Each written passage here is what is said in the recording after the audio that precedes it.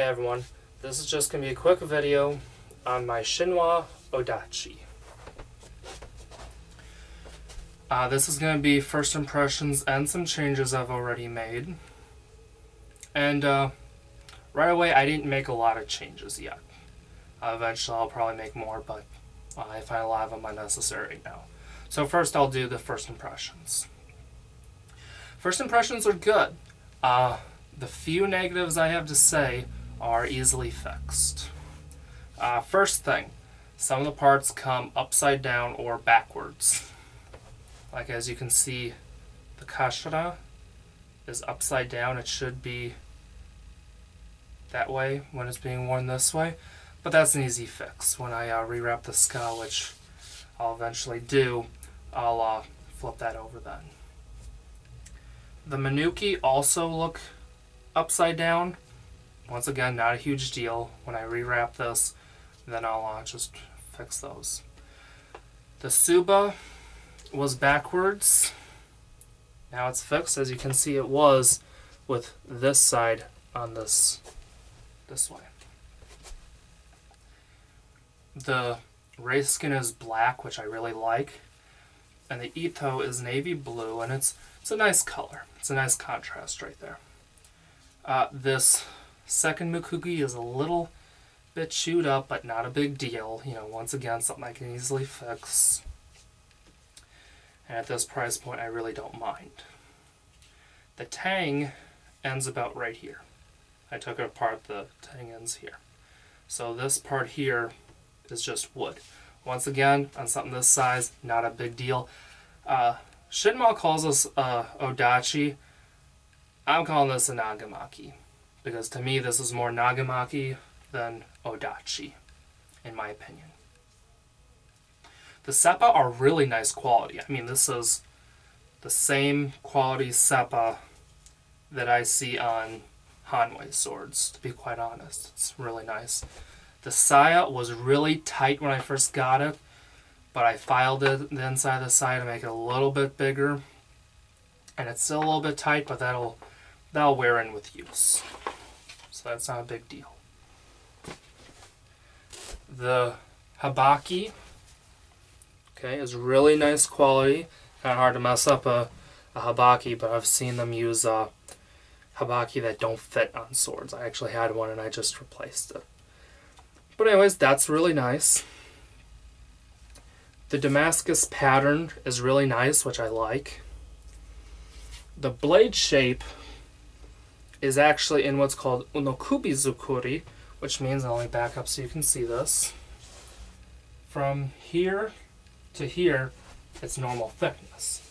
Now from here to here, it thins, and then from here to here, right here, it goes back to normal thickness. And instead of being the typical shinogi zukuri style kisaki, this is a shobu zukuri kisaki, which I really like. Makes for a stronger point. Not that it really matters most of the time, but also it's just nice to see. The blade, okay, has some flex to it, okay, which is really nice. I mean, it's still straight, even after that just now. Still a straight blade, which is really nice. The point of balance, okay, is pretty good. I mean, that's really good, actually, for a sword. And of course, it's going to be because of the length of the ska, and more specifically, the length of the tang. So that helps counterbalance the blade. They even put their logo on the blade right there, which I personally don't mind. What I do somewhat mind, although once again, not a big deal, is they put handcrafted in China with the serial number. Personally, I kind of wish they would put that on the tang, but once again, not a big deal, especially for a sword at this price point, actually. The quick note, and that's what I was fixing, it's a little bit looser than the rest right there. That's why I say I'll probably eventually have to rewrap this. As you can see right there. How long that'll last, I'm not sure, but I'll let you guys know when I need to rewrap this. Okay? Now, with the saya, as I said, after breaking that in a little bit with a file, on the inside of the saya, pretty nice fit. Nice friction fit. Or rather press fit. The kurigata is nice and large, just the way it should be. I hate when there's a sword with a small kurigata. To me, I'm like, it serves almost no purpose other than holding the sagyo. Which, speaking of the sagyo, and you can tell I changed it. I did originally have this one, along with some shitome. Not that this wasn't quality enough. Not that that one didn't make a problem. I just prefer thicker sagyos like this. But once again, for the price point, that's just fine. And for most people, especially if you're not going to use a sword, that one will be just fine. That navy blue one. Now, one other thing that I don't like, and a lot of swords do this, is too much space between the kurigata and the koiguchi. Okay? That's a lot of space right there. It's a fist and 3 fingers. Okay? Once again, if you're not going to use a sword, not a big deal. Just, if you go to use this, it might give you a little bit of hard time, but once again, it's not a huge deal. It's not a deal breaker for me. Okay? That's pretty much it. Like I said, it's a really nice sword so far, especially for the price point of only, $150. And so far, I think it'll work out nice.